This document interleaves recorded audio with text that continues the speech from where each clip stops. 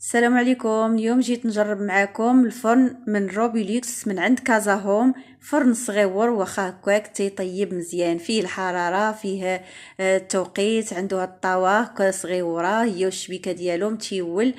درت فيه الكغاتان بالبطاطا والدجاج محمر، وزدت ليهم البيشاميل ودرتها في الفران. درت ليها 40 دقيقه و200 درجه الحراره، راه تيوصل الفران حتى لساعه.